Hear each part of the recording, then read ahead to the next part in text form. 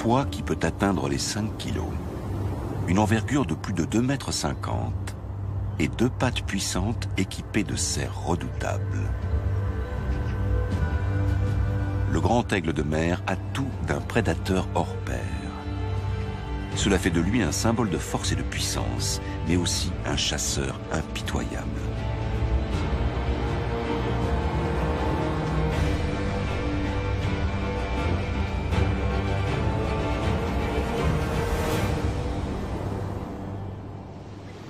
Son territoire s'étire jusqu'à l'extrême nord de notre continent, dans des contrées froides et inhospitalières.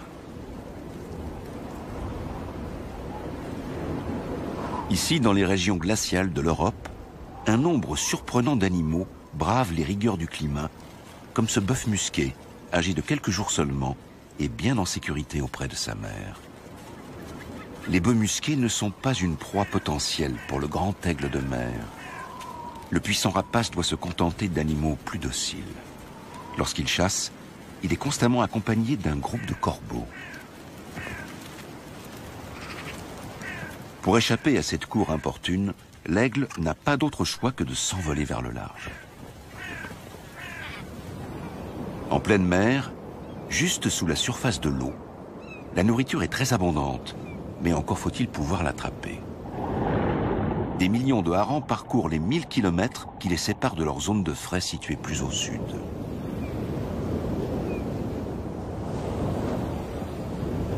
Chacun de ces poissons représente à lui seul la ration quotidienne d'un aigle affamé. Mais le rapace n'est pas le seul à apprécier le hareng.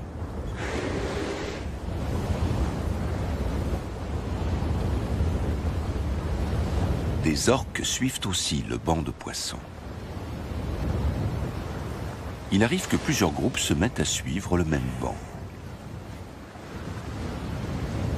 Le buffet à profusion ne régale pas uniquement les orques. Les baleines à bosse accompagnent également le cortège de harengs et en profitent pour se rassasier. En une seule plongée, les géantes peuvent engloutir une centaine de poissons. En journée, les harengs si convoités évoluent à 100 mètres de profondeur.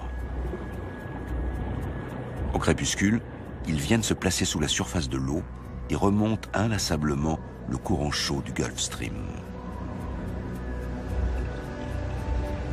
Le grand aigle de mer suit le courant à la recherche des poissons migrateurs. Il ne lui reste que peu de temps. Au nord du cercle polaire, les journées d'hiver sont bien courtes. De leur côté, les baleines n'ont pas besoin de lumière pour s'orienter.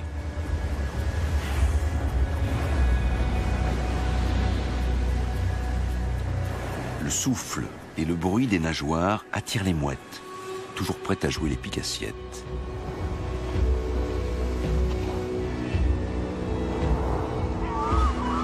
On observe jusque dans la nuit les mouettes et les aigles tournoyer au-dessus des orques et des baleines avant de fondre sur leur proie.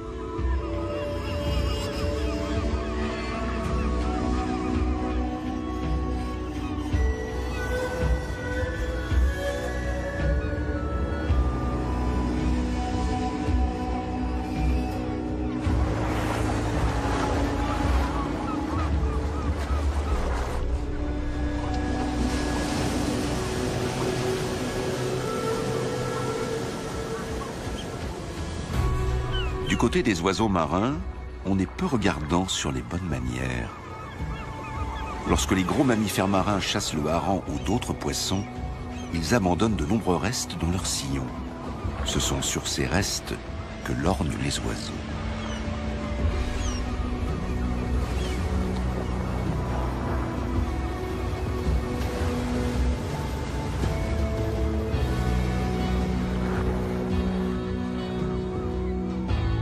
Les aigles gardent leur distance, tandis que les goélands argentés se précipitent dans la cohue et se disputent chaque poisson mort laissé par les baleines.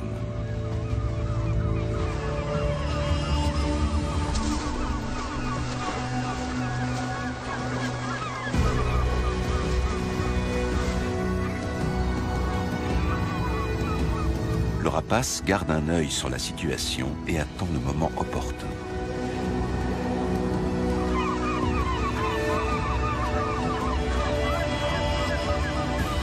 Trop occupés avec leurs semblables, les mouettes affamées passent à côté des meilleurs morceaux.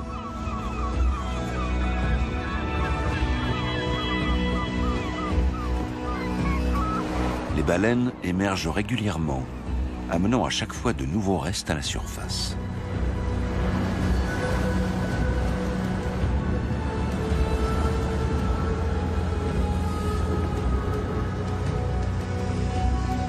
Le moment est enfin venu pour l'aigle d'aller se servir.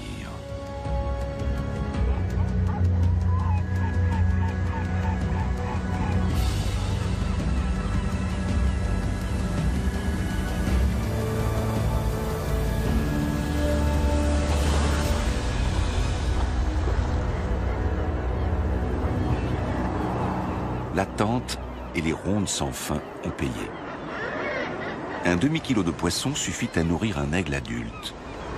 Le rapace majestueux serait-il un chasseur à la petite semaine, plutôt qu'un prédateur dangereux? Ou alors cette tactique est-elle caractéristique du grand aigle de mer le long des côtes de la Scandinavie? Le littoral de l'Atlantique Nord, battu par les vagues, n'est pas l'unique territoire du grand aigle de mer. Des lacs calmes et paisibles peuvent également attirer le rapace, comme dans le Mecklembourg-Poméranie occidentale. Les flots sont immobiles et figés, à première vue du moins. Et pourtant, on n'est pas si loin de l'agitation de la mer de Norvège. Tout comme dans l'Atlantique Nord, des animaux dont l'aigle est friand se rassemblent ici en très grand nombre. Et comme d'habitude, lorsqu'une abondante source de nourriture apparaît, des prédateurs de toutes sortes viennent prendre part au festin.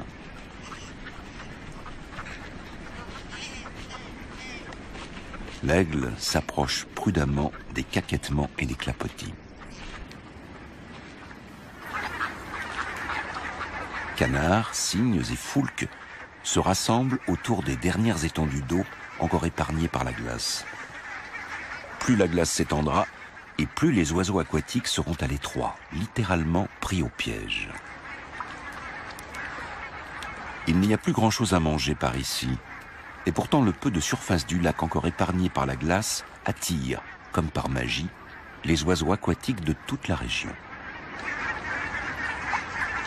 Des centaines de pattes palmées maintiennent l'eau en mouvement et empêchent qu'elle ne gèle entièrement. De plus, chaque oiseau se sent plus en sécurité au sein d'un groupe.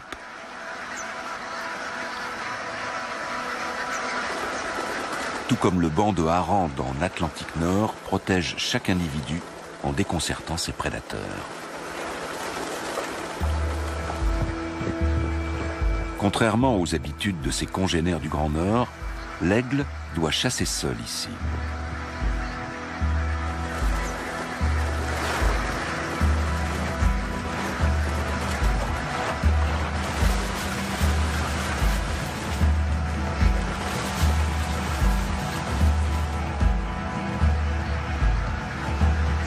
Une fois adulte, le rapace à la queue blanche est un chasseur confirmé, mais saisir un oiseau aquatique n'est pas chose facile.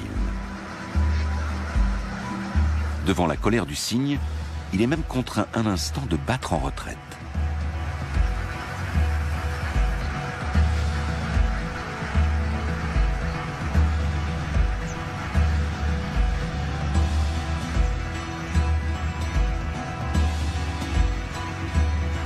Le jeune aigle fait plus d'efforts.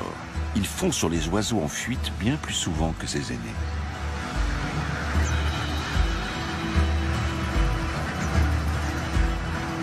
Les aigles s'y prennent à plusieurs reprises. Ils s'envolent du rivage, tournoient au-dessus du trou d'eau et attendent le moment opportun.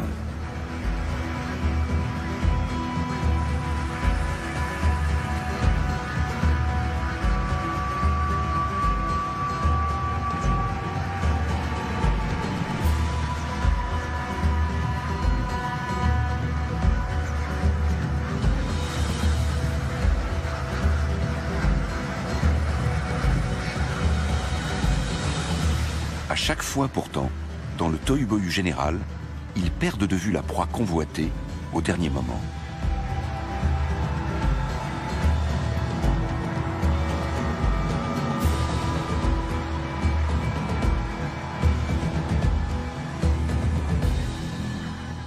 Une fois au sol, le grand aigle de mer n'effraie plus personne.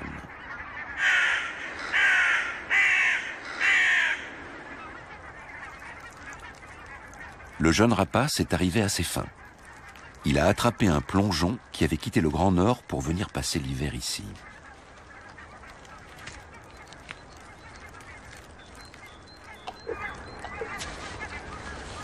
À cette saison, les grands corbeaux se soucient plus de leurs amours que de leur nourriture. Comme les humains, les corbeaux sont en général monogames.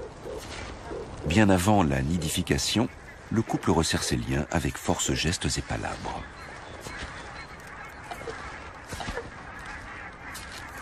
Il va de soi que tôt ou tard, les corbeaux essaieront de grappiller quelques restes, mais rien ne presse. Pour le moment, la priorité est ailleurs.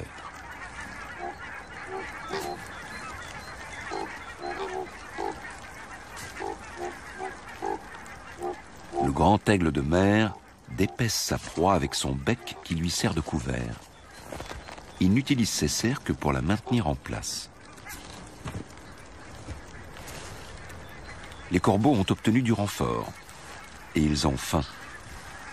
Ils se montrent plus pressants afin que le rapace n'y passe pas la journée.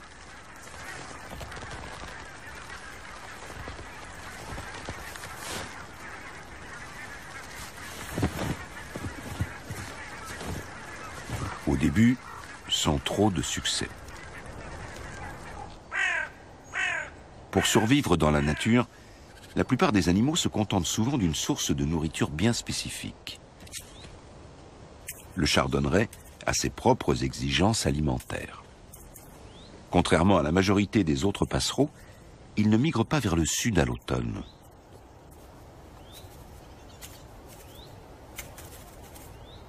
Grâce à un bec puissant et relativement effilé, il parvient à se nourrir de graines de plantes épineuses et notamment de graines de chardon, ce qui lui vaut son nom.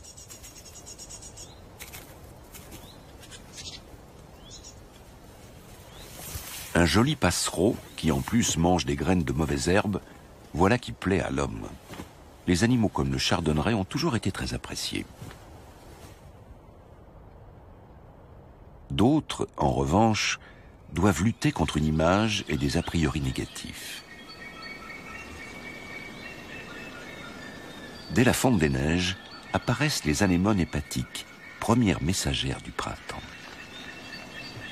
Autrefois, cette période de l'année résonnait des nombreuses parades nuptiales du grand aigle de mer, jusqu'à ce qu'il disparaisse presque complètement de nos forêts il y a une centaine d'années. Dans toute l'Europe, on a impitoyablement chassé le grand aigle de mer, souvent en échange de primes à l'abattage. Des milliers d'aigles ont été abattus en Allemagne, principalement au XIXe siècle. Même dans le Mecklembourg-Poméranie occidentale, riche en forêts et en lacs, la population s'est alors réduite à quelques spécimens. Dans les années 1980, il ne restait plus en Allemagne de l'Ouest que quelques couples. Le grand aigle de mer avait quasiment disparu. Mais tel le phénix, l'oiseau mythique qui renaît de ses cendres, le grand aigle de mer a fait un incroyable retour.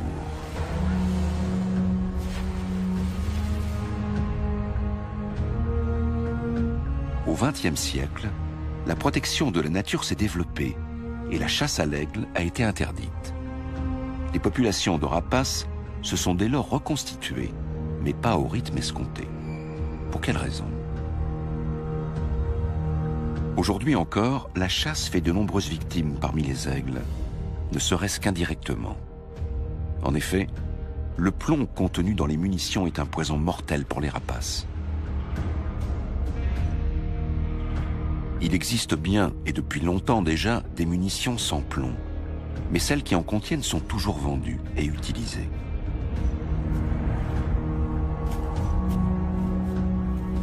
un animal abattu avec une cartouche au plomb représente un danger mortel pour un aigle.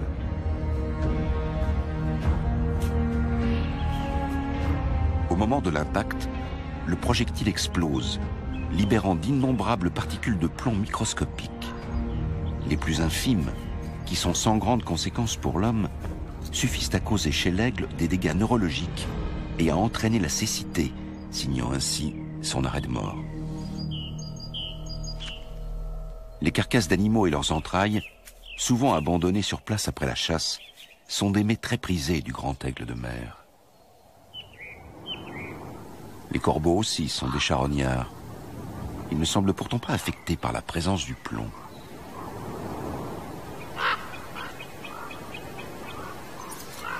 Mais des dizaines d'aigles succombent chaque année parce que des chasseurs refusent de se passer de munitions au plomb.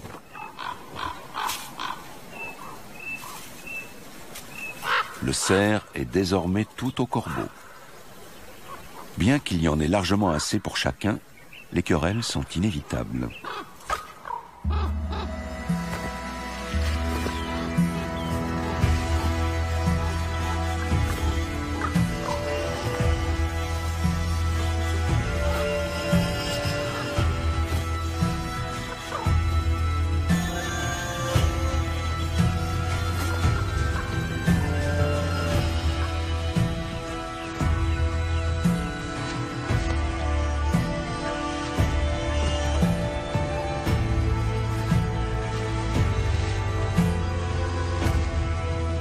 Les corbeaux aussi ont longtemps été chassés par l'homme, au point d'avoir presque disparu d'Europe centrale. À présent, ils reconquièrent progressivement leur ancien habitat.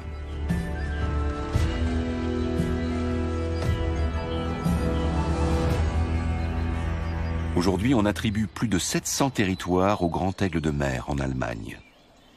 D'après les calculs des biologistes, il en faudrait 2 fois autant.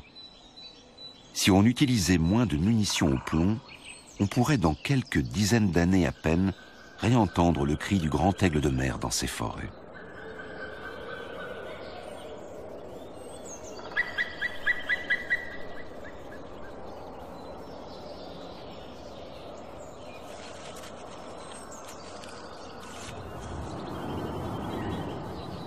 Dès la fin du mois de mars, les aiglons éclosent.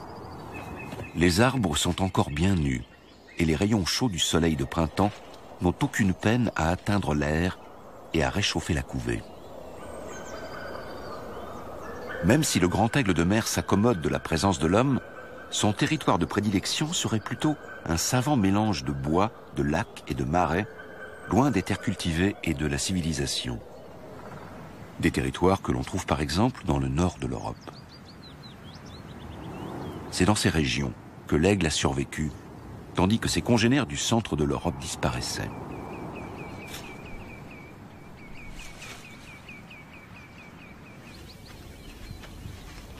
Non seulement la Scandinavie présente l'avantage d'être faiblement peuplée, mais elle abrite également plus de 4000 ours bruns et autres prédateurs. Contre toute attente, la présence de ces animaux sauvages joue un rôle clé dans la vie des aigles.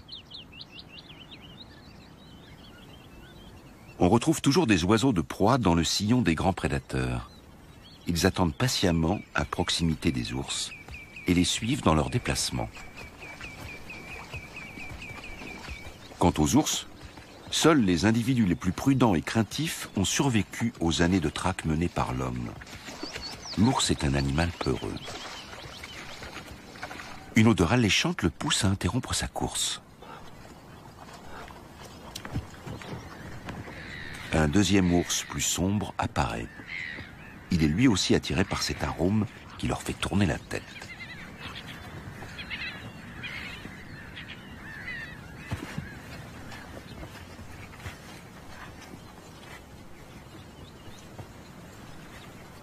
En été, au nord du cercle polaire, le soleil ne se couche jamais.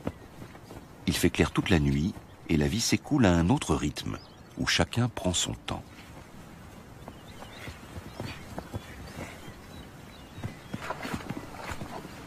Une charogne gît dans les marais. Voilà ce qui attire les ours.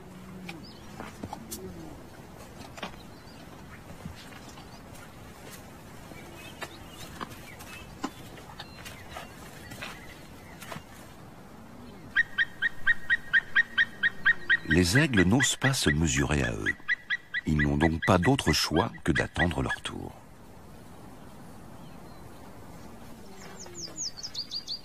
Les ours dévorent tout ce qu'ils peuvent de leur butin. Ils avalent jusqu'à 40 kilos de nourriture en un seul repas.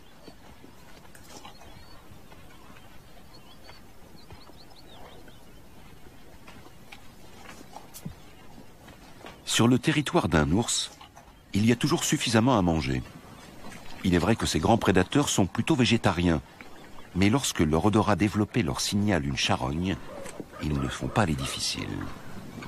C'est leur travail de dépeçage préalable qui rend ensuite la nourriture accessible aux autres animaux.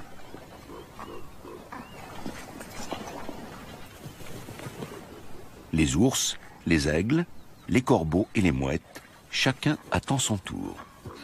Dans la nature, une charogne représente une source inestimable de protéines. Ce n'est qu'au petit matin que le dernier ours décide de s'en aller, emportant avec lui quelques provisions.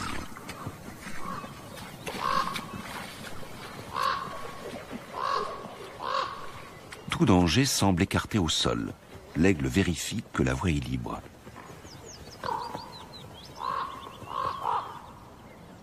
Et il peut enfin entamer son petit déjeuner. Un vieil aigle approche prudemment à travers l'herbe à coton, toujours à l'affût du moindre mouvement. Puis vient son partenaire. Les aigles de mer sont monogames. Les couples passent toute l'année côte à côte. Ils dorment et mangent l'un auprès de l'autre. Une telle union peut durer jusqu'à 30 ans. Et ce couple n'en est pas à son premier dîner en tête-à-tête. On attribue plus volontiers le rôle de charognard aux vautours qu'aux aigles. Les rapaces économisent leurs efforts en se contentant des restes. Ainsi, ils prennent également moins de risques.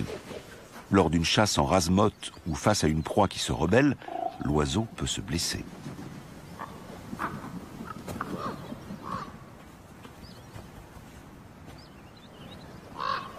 Il suffit aux aigles de rester vigilants et de disparaître rapidement lorsque le propriétaire légal de la carcasse revient de manière impromptue.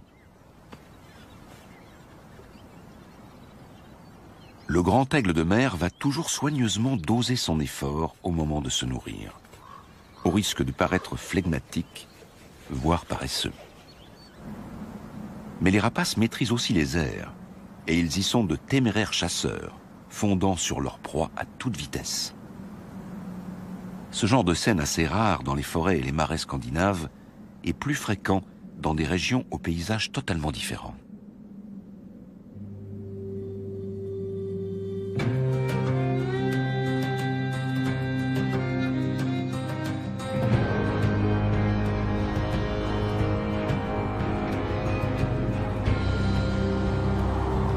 Il faut aller sur les côtes d'Europe du Nord et au-delà du cercle polaire pour mesurer réellement les capacités d'adaptation du grand aigle de mer.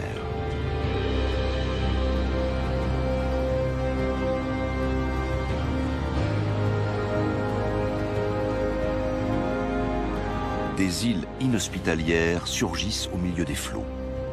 Il y en a des milliers. Certaines ne sont rien qu'un rocher minuscule. D'autres trônent au milieu de l'Atlantique comme de véritables montagnes.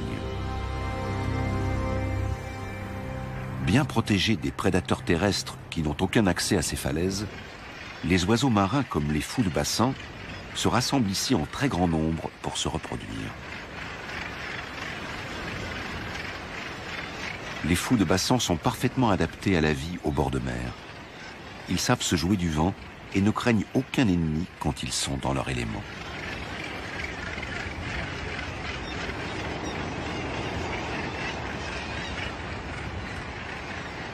Il est un endroit où le grand aigle de mer et le fou de bassin se retrouvent régulièrement. Il s'agit des immenses colonies où les fous viennent se reproduire année après année. On attribue 45 colonies de nidification aux fous de bassin pour un total de 360 000 nids.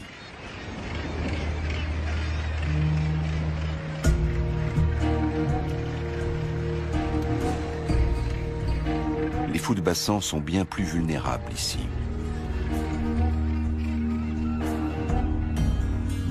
Les aigles sont parvenus à s'implanter sans effort sur chacune de ces îles. Ils se sont même établis en Islande et au Groenland.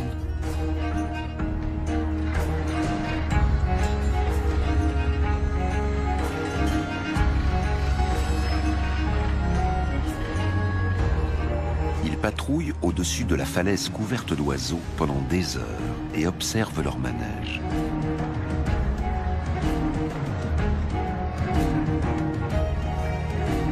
Le chasseur a enfin repéré la proie idéale.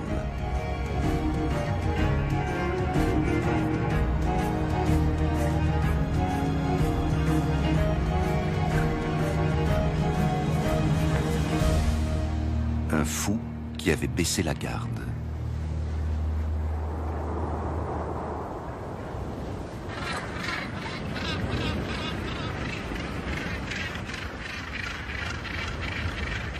Lorsque la période de nidification prend fin, le calme règne à nouveau sur ces plages idylliques mais froides. Pour les aigles, les proies se font rares. De la nourriture à foison pendant quelques semaines, c'est très bien. Mais un territoire doit permettre à un aigle de se protéger du danger tout au long de l'année, de couver dans de bonnes conditions et surtout de trouver suffisamment de nourriture. On ne sait pas trop où les aigles nidifiaient avant qu'on les chasse massivement. Il est fort probable que nos immenses forêts de feuillus d'antan, avec leur riche faune, en faisaient partie.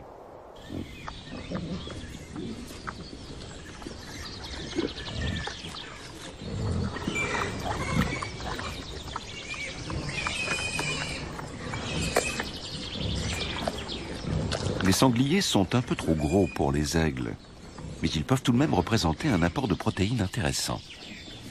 Autrefois, les meutes de sangliers attiraient les grands prédateurs et les aigles n'avaient plus qu'à se servir.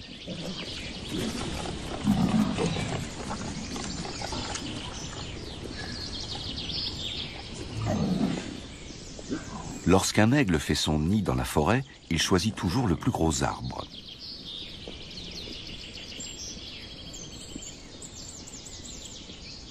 Il est vrai que l'air peut peser jusqu'à 500 kg et mesurer jusqu'à 2 mètres de diamètre.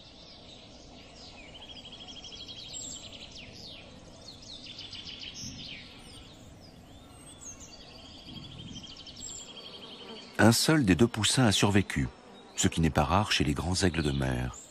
Le plus faible des 2 n'a souvent aucune chance de s'en sortir.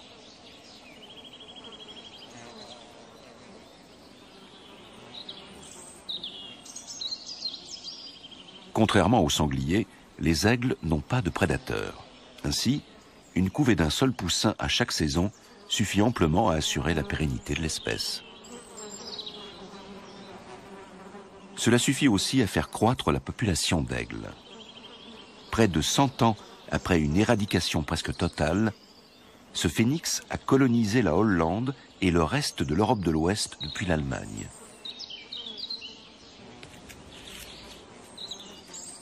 Le jeune aigle s'avère un rejeton plutôt envahissant.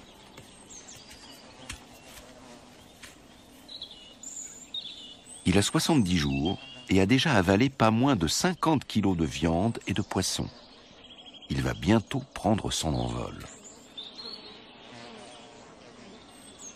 Le grand aigle de mer peut atteindre 90 cm et la femelle peut peser jusqu'à 5 kilos.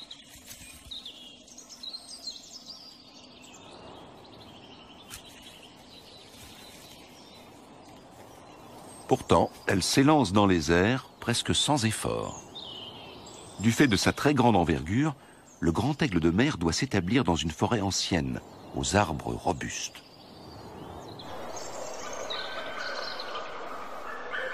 Il faut aussi que l'emplacement ne soit pas trop éloigné d'une côte, d'un lac ou d'une rivière.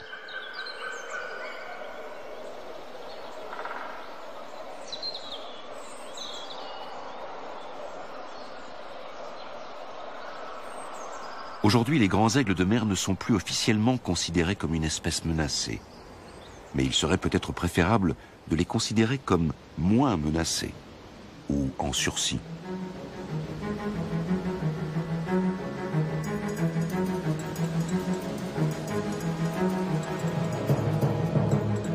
car un danger menace les aigles et les autres oiseaux, même dans les endroits les plus reculés.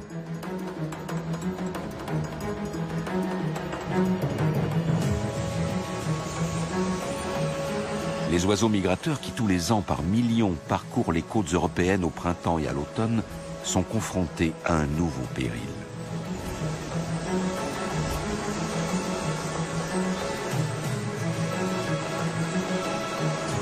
Les champs d'éoliennes sont l'emblème de la transition énergétique. Tout comme la culture de biomasse a précipité la disparition de certaines espèces, l'armée grandissante des hélices exige son tribut. Lorsqu'elles sont lancées à plein régime, les extrémités des pales peuvent atteindre les 300 km/h.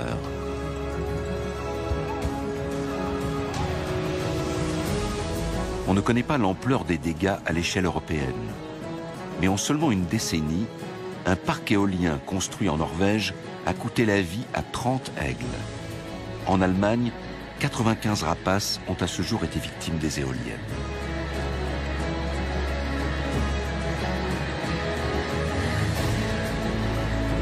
Le choix de leur implantation doit être soigneusement étudié, ou alors la production d'énergie verte mettra en danger beaucoup d'autres oiseaux.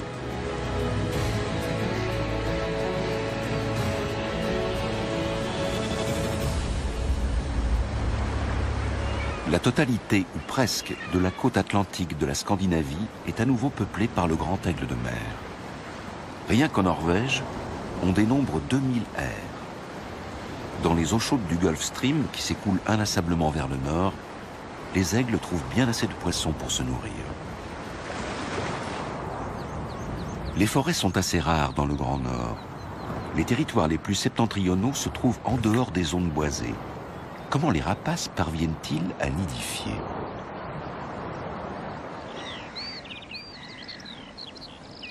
De nombreux aigles bâtissent leurs aires à même le sol. Sur les petites îles perdues dans la mer de Norvège, ils ne sont pas menacés par les ours ou les renards.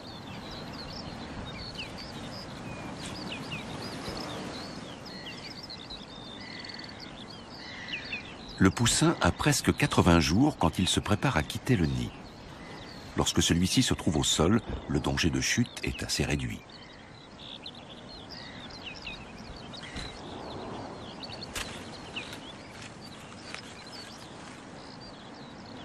La mortalité des jeunes aigles est inférieure à celle des autres oiseaux de proie. Un aiglon sur 10 succombe au cours de sa première année, contre 1 sur 2 chez les buses.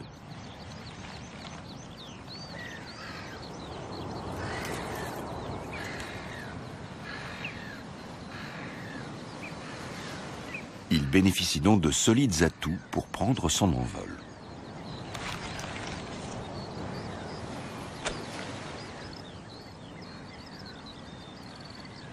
Le juvénile est presque toujours seul.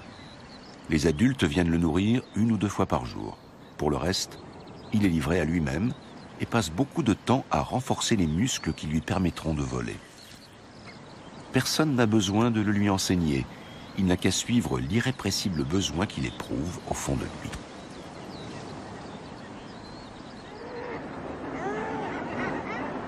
C'est sur ces côtes que l'on mesure l'incroyable capacité d'adaptation des oiseaux. Pour pouvoir profiter des immenses bancs de morues et de harengs et des énormes colonies d'oiseaux marins dans le Grand Nord, les aigles ont dû s'adapter.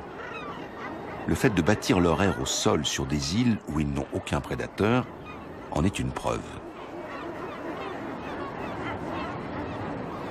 Pour les mères de ces juvéniles bientôt prêts à quitter le nid, les territoires de chasse ne se trouvent jamais bien loin. Même en l'absence de baleines, voire de bateaux de pêche, pour leur prêter main forte, elles trouvent toujours un poisson mort ou imprudent à se mettre sous la dent.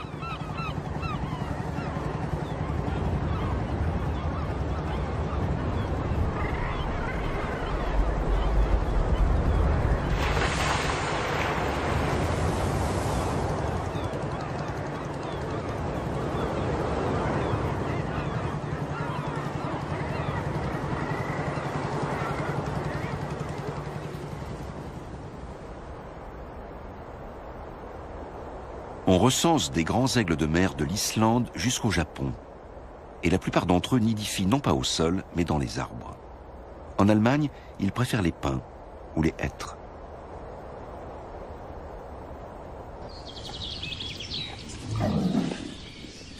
Les marcassins sont devenus de véritables petits sangliers et le poussin a tout d'un aigle adulte.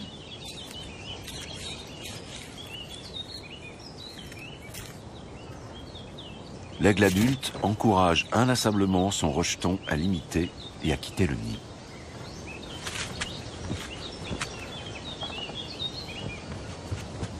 Mais avant cela, il faut s'entraîner sans relâche.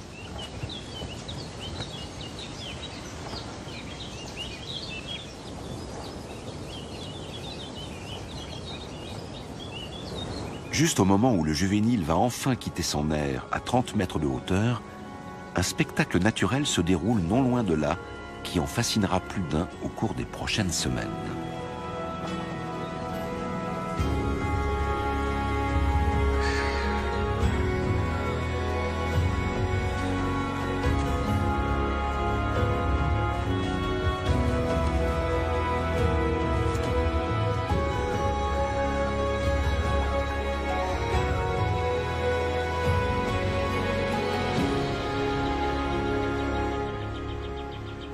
Sur une île proche de la forêt, se trouve une colonie de cormorans. Quelques 1500 oiseaux noirs se rassemblent ici tous les ans pour nidifier.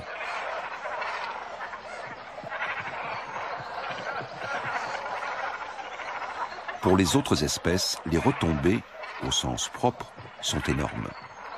Le sol de l'île est comme brûlé par les fortes déjections des cormorans, et les animaux de passage n'ont aucun mal à y repérer des restes. Comme un aimant, l'île des cormorans attire des centaines d'oiseaux affamés. Les cormorans adultes n'impressionnent pas beaucoup les aigles de mer qui tous les matins viennent se poser sur les branchages recouverts d'une croûte blanchâtre.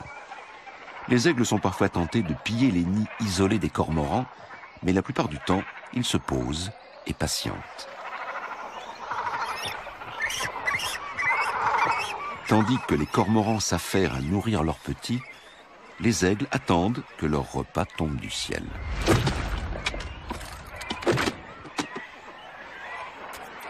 Une fois de plus, l'aigle s'emploie à faire bon usage des restes.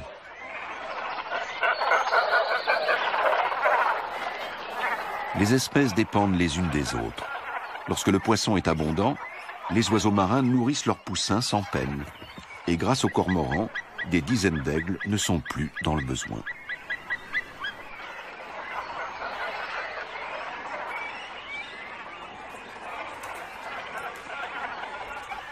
Ce n'est qu'un petit en-cap pour un oiseau de cette taille, mais il a été obtenu sans aucun effort.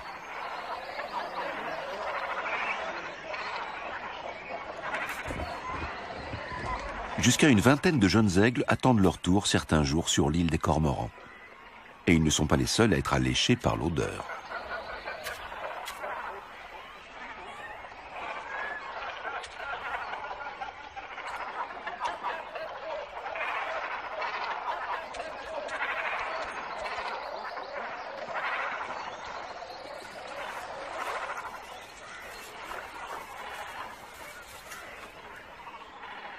Le roi des mers se révèle en fait le roi de l'attente.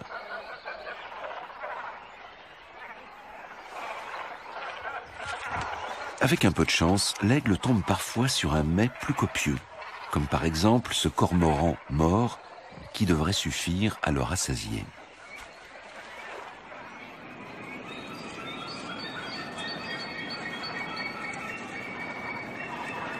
À première vue, on pourrait penser que les cormorans sont trop nombreux sur l'île.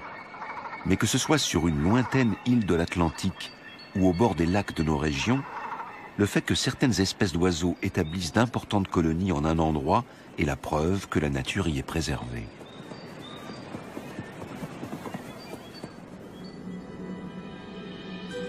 Jamais auparavant, on n'avait recensé autant de grands aigles de mer. Nous devons ce succès à l'engagement des protecteurs de la nature, des gardes forestiers et des chasseurs.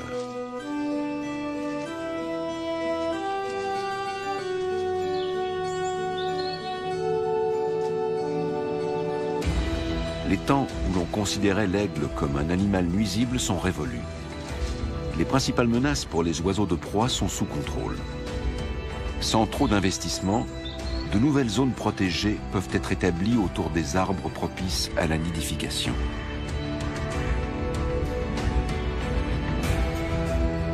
Ce qui manque aux aigles de nos régions, c'est une véritable nature à l'état sauvage.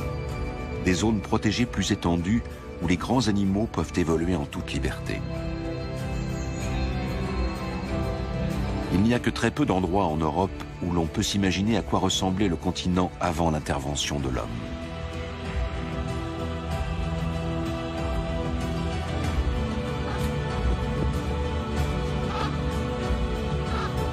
Un paysage où chaque espèce endémique a sa place, même celles qui ont été longtemps haïes et chassées.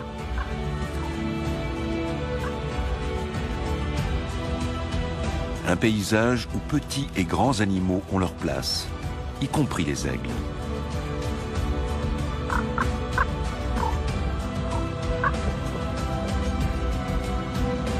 De tels endroits existent, dans les parcs nationaux par exemple, ou dans d'anciennes zones d'entraînement militaire désaffectées.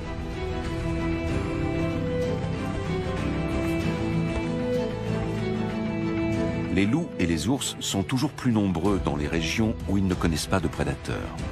Si on leur permet d'y rester, chaque espèce en profitera.